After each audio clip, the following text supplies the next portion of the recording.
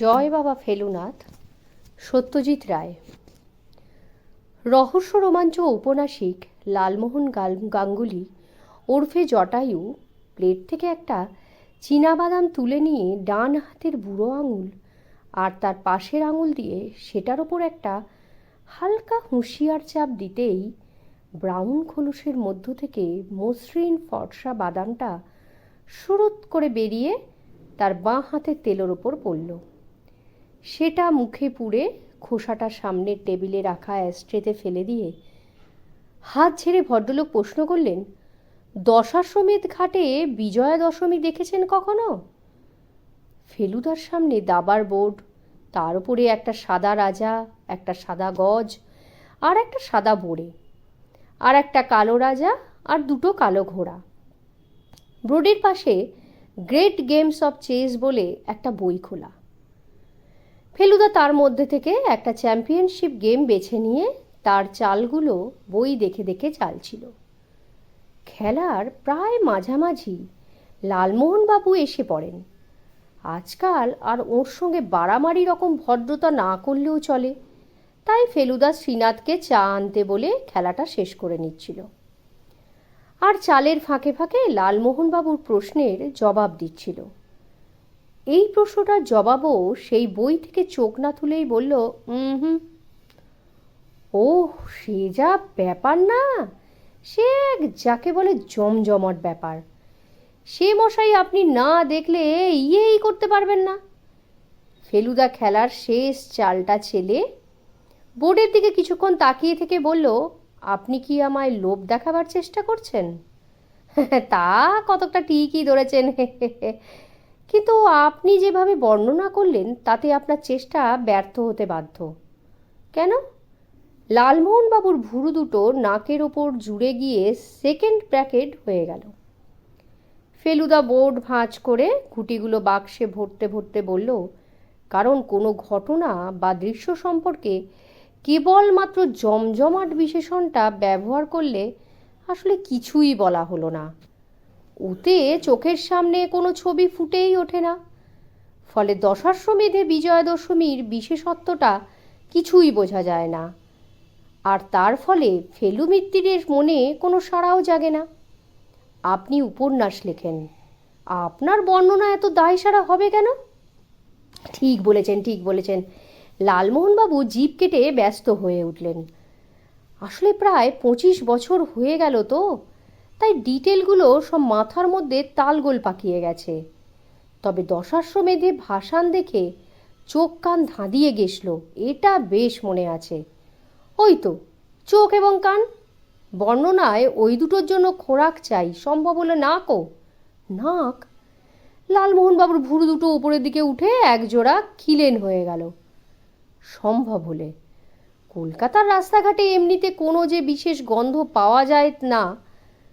Lake মার্কেটের কাছে বিকেলের দিকটা বেলফুলের গন্ধ, বা নিউ মার্কেটের পশ্চিম দিকে ব্যাট্রাম স্ট্রিটের কোনো বিশেষ অংশে শুটকি মাছের গন্ধ, হাসপাতালের কাছে ডিসইনফেক্টেড গন্ধ, শ্মশানের কাছে মরা পোড়ার গন্ধ, এই সবই নিশ্চয়ই লক্ষ্য করে থাকবেন। তেমনি কাশীর বর্ণনাতেও কিছু কিছু গন্ধের উল্লেখ না করলে কি চলে? বিশ্বনাথের গলিতে ধূপ ধুনো গোবর শ্যাওলা লোকের ঘাম মেশানো গন্ধ, আবার গলি ছেড়ে বাইরে এসে পড়া বড় রাস্তা দিয়ে ঘাটের দিকে হাঁটার সময় কিছুক্ষণ প্রায় একটা নিউট্রাল গন্ধহীন অবস্থা। আবার ঘাটের সিঁড়ি যেই শুরু হলো অমনি ধাপে ধাপে একটা উগ্র গন্ধ ক্রমে বেড়ে গিয়ে প্রায় পেটের ভাত উল্টে আসার অবস্থা। সেটা যে ওই বোকা পাঁঠাগুলোর গা থেকে বেরোচ্ছে সেটা যে না জানে তার আর বুঝতে কিছুটা সময় লাগবে। তারপর ছাগলগুলোকে পিছনে ফেলে একটু এগোলেই পাবেন একটা গন্ধ যাতে জল, মাটি, তেল, ঘি, ফুল, চন্দন, ধূপ ধুনো সব একসঙ্গে মিশে রয়েছে। তার মানে আপনি বেনারস গেছেন? মন্তব্য করলেন জটায়ু। গেছি, তখন কলেজের ছাত্র, হিন্দু ইউনিভার্সিটির সঙ্গে ক্রিকেট খেলতে গেছিলাম। লালমোহনবাবু পকেট হাতড়াচ্ছেন দেখে ফেলুদা বলল, আপনি যে কাগজের কাটিংটা খুঁজছেন সেটা আপনি ঘরে ঢোকার আধ মিনিটের মধ্যে আপনার পকেট থেকে বেরিয়ে মাটিতে পড়ে এখন ওই টেলিফোনের টেবিলের পায়ায় লটকে আছে। এ হে, রুমালটা বার করার সময় লালমোহনবাবু ওঠার আগেই আমি কাগজটা তুলে ওর হাতে এনে দিলাম। ফেলুদা বলল, ওটা সেই কালকের খবরটা তো, কাশির সেই সাধু বাবার ব্যাপার। লালমোহনবাবু ভারী ব্যস্ত হয়ে বললেন, আপনি জানেন, তবু এতক্ষণ কিচ্ছু বলেননি? কি রহস্যজনক ব্যাপার বলুন তো। আমি লালমোহনবাবুর হাত থেকে কাটিংটা নিয়ে দেখলাম, তাতে লেখা রয়েছে বারাণসীর মছলি বাবা। বারাণসীতে গত বৃহস্পতিবার এক সাধু বাবার আবির্ভাব শহরে বিশেষ চাঞ্চল্যের সৃষ্টি করেছে বলে জানা গেল।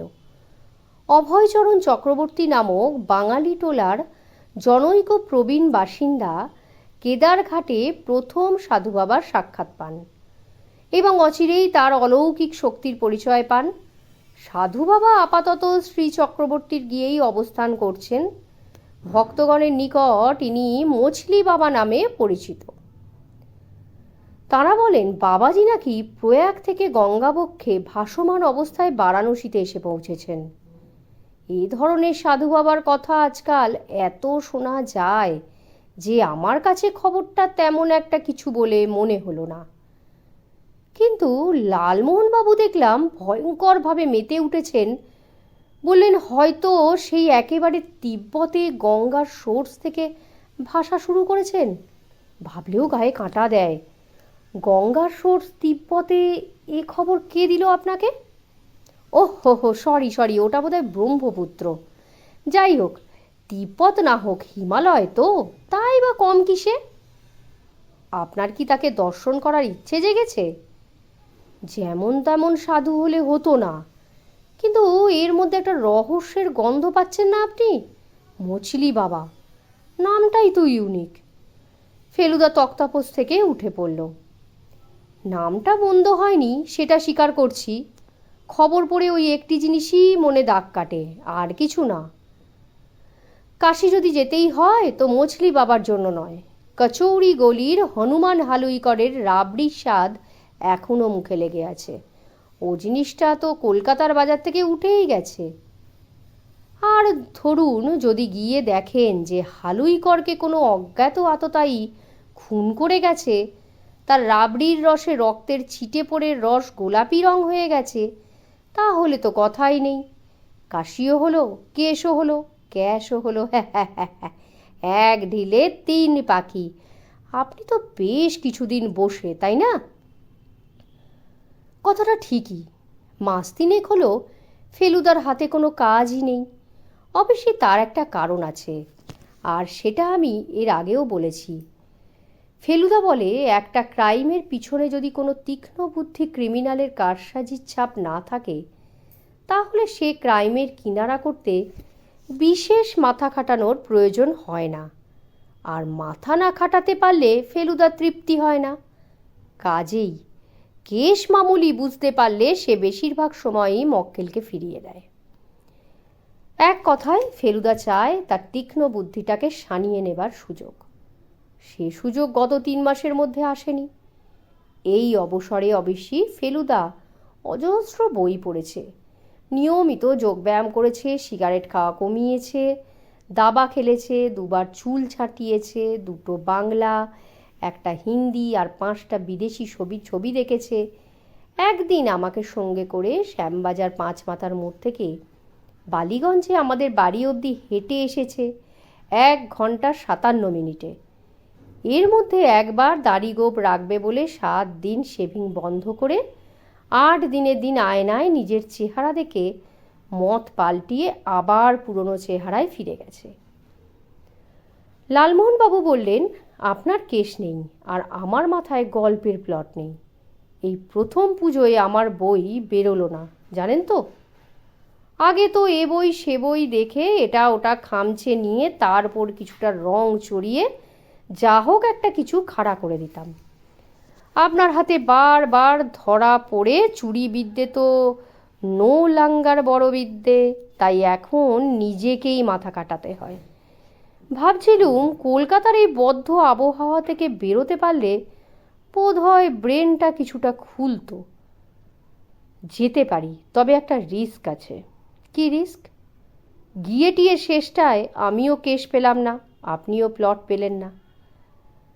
বেনারস গিয়ে লালমোহনবাবু গল্পের প্লট পেয়েছিলেন ঠিকই, তবে ফিরে আসার 2 মাস পরে বড়দিনে তার যে রহস্য উপন্যাসটা বেরোলো, সেটার সঙ্গে টিনটিনের একটা গল্পের আশ্চর্য মিল। ফেলুদা কিন্তু গিয়ে সত্যিই লাভ হয়েছিল, তা না হলে অবশ্যই এই বইটাই লেখা হতো না। ফেলুদার জীবনে সবচেয়ে ধুরন্ধর এবং সাংঘাতিক প্রতিদ্বন্দ্বীর সঙ্গে তাকে এই বেনারসেই লড়তে হয়েছিল। ও পরে বলেছিল, এই রকম একজন লোকের জন্যই একদিন অপেক্ষা করছিলাম রে তোপসে। এইসব লোকের সঙ্গে লড়ে জিততে পারলে সেটা বেশ একটা টনিকের কাজ দেয়। দশাশ্বমেধ ঘাটে রাস্তার ওপর 50 বছরের পুরনো বাঙালি হোটেল ক্যালকাটা লজ। হোটেলের ম্যানেজার নিরঞ্জন চক্রবর্তী লালমোহনবাবুর গড়পাড়ের প্রতিবেশী পুলক চ্যাটার্জির ভাইরা ভাই। পুলকবাবু আগে থেকে আমরা আসছি বলে জানিয়ে দেয়াতে হোটেলে জায়গা পেতে কোনো অসুবিধা হয়নি। অমৃতসর মেলে আমরা বেনারস পৌঁছলাম সকাল 9:30টায়।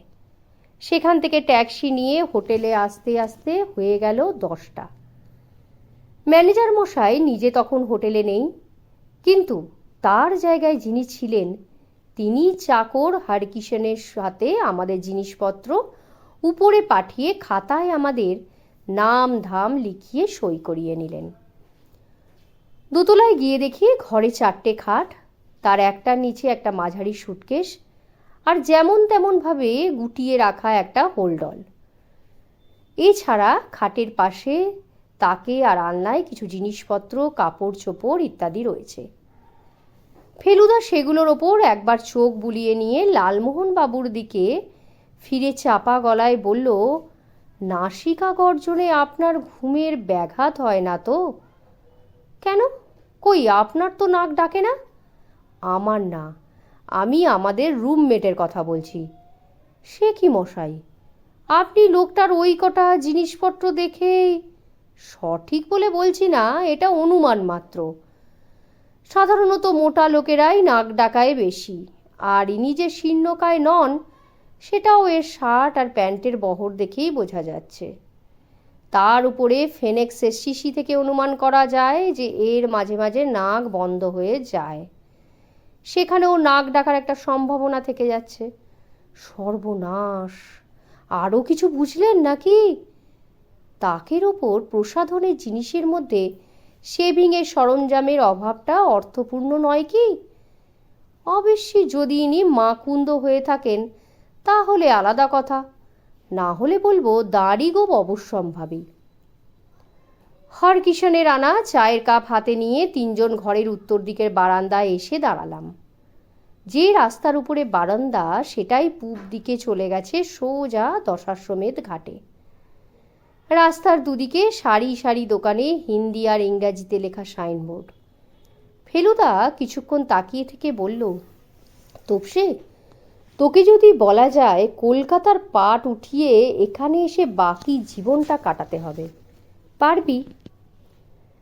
একটু ভেবে বললাম, বোধ হয় না, কিন্তু এখানে এসেছিস মনে করে মনটা নেচে উঠছে, তাই নয় কি? সত্যিই তাই। কাশিতে সারা জীবন থাকতে ভালো লাগবে না নিশ্চয়ই, কিন্তু যখনই ভাবছি 8-10 দিনের বেশি থাকবার দরকার নেই, তখনই মন বলছে বেনারসের মতো জায়গা হয় না। তার কারণটা কি জানিস? ফেলুদা বলল, তুই যে নিচের দিকে তাকিয়ে শুধু একটা রাস্তা দেখছিস তা তো নয়, তুই দেখছিস বেনারসের রাস্তা। বেনারস, কাশী, বারাণসী, 4টিখানি কথা নয়, পৃথিবীর প্রাচীনতম শহর, পূর্ণতীর্থ পীঠস্থান। রামায়ণ, মহাভারত, মুনিঋষি, যোগী, সাধক, হিন্দু, মুসলমান, বৌদ্ধ, জৈন সব মিলে বেনারসের একটা ভেলকি আছে, যার ফলে শহরটা নোংরা হয়েও ঐতিহ্যে ঝলমল করতে থাকে। যারা এখানে বসবাস করে তারা দিন গুজরানোর চিন্তায় আর এসবের কথা ভাববার সময় পায় না, কিন্তু যারা কয়েকদিনের জন্য বেড়াতে আসে তারা এইসব ভেবেই মশগুল হয়ে থাকে। লালমোহনবাবু এই ফাঁকে কখন জানি ভিতরে চলে গিয়েছিলেন। হঠাৎ তার গলার আওয়াজ পেয়ে পিছন ফিরে দেখি তিনি সঙ্গে একজন অচেনা লোককে নিয়ে আমাদের দিকে এগিয়ে আসছেন।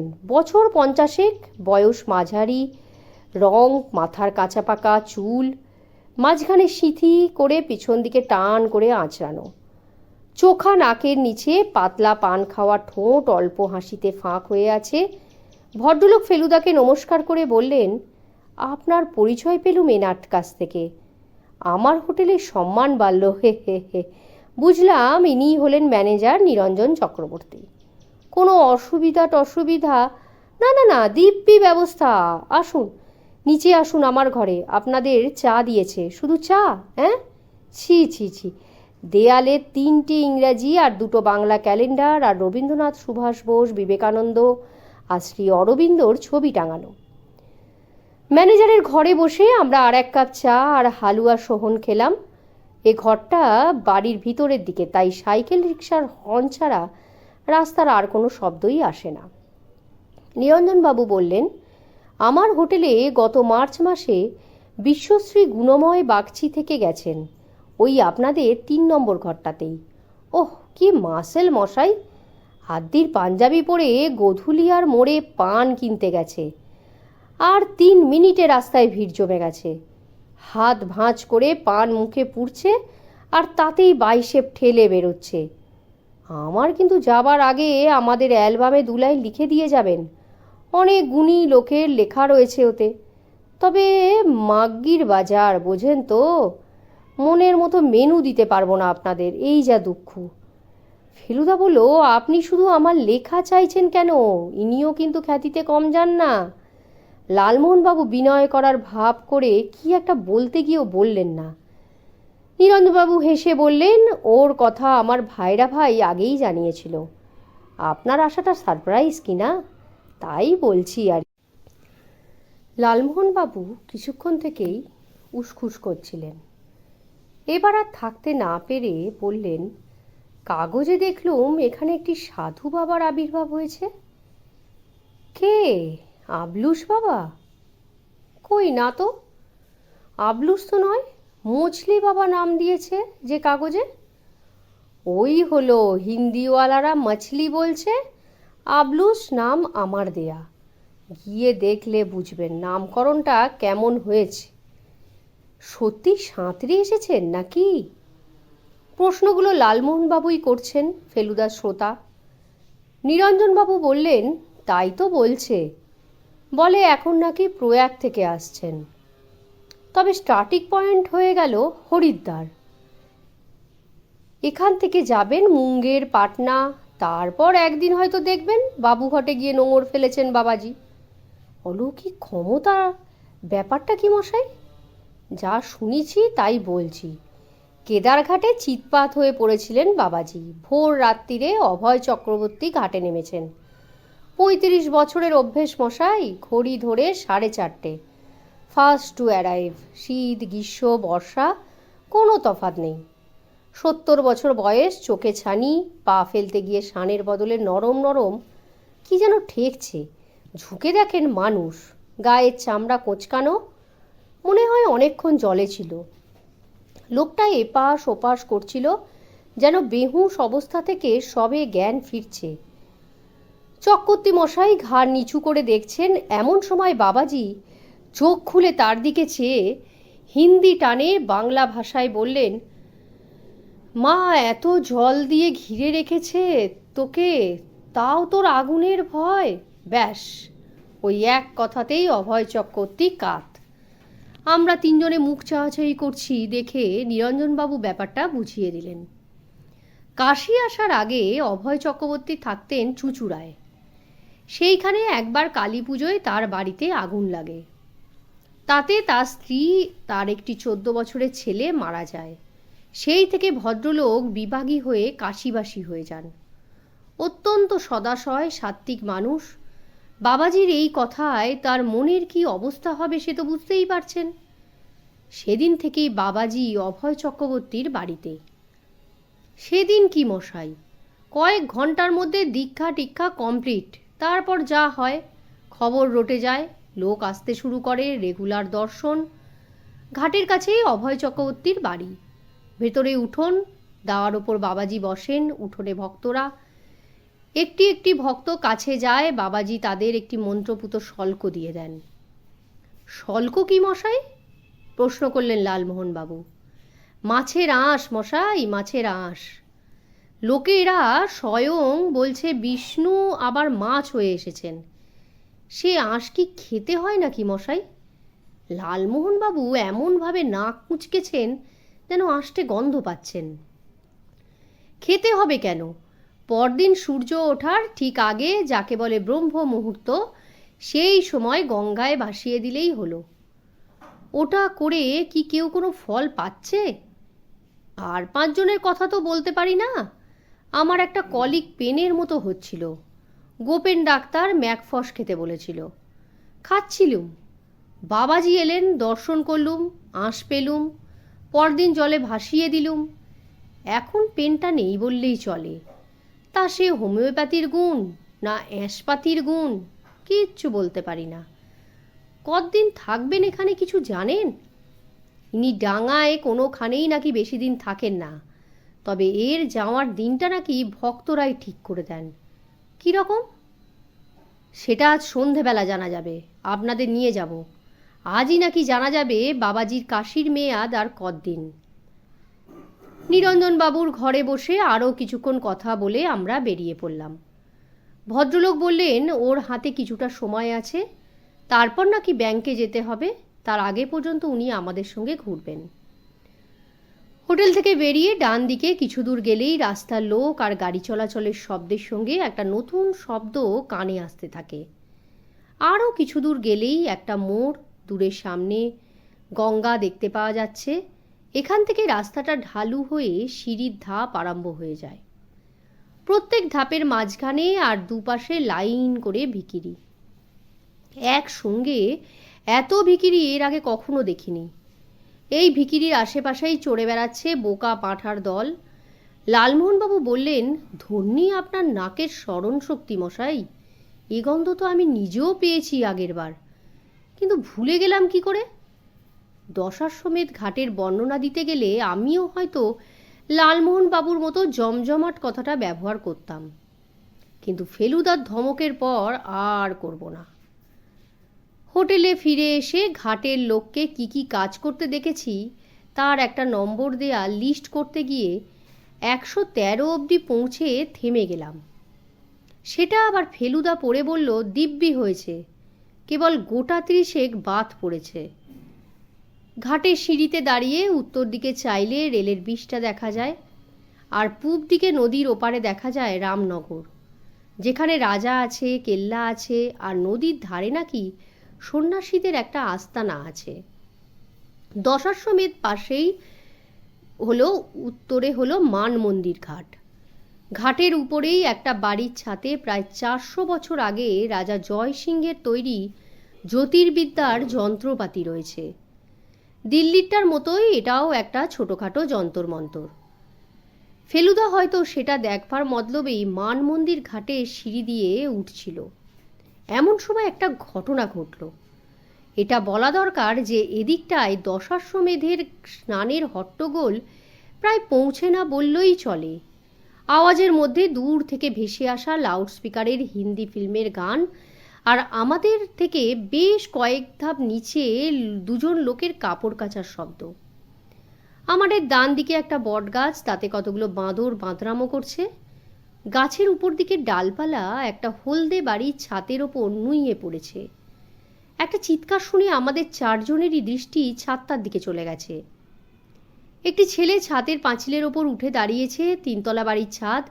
ছেলেটি যেখানে দাঁড়িয়েছে তার সামনে একটা সরু গলি, আর গলির ওপাশে আর একটা 3 তলা বাড়ি, সেটার রং লাল।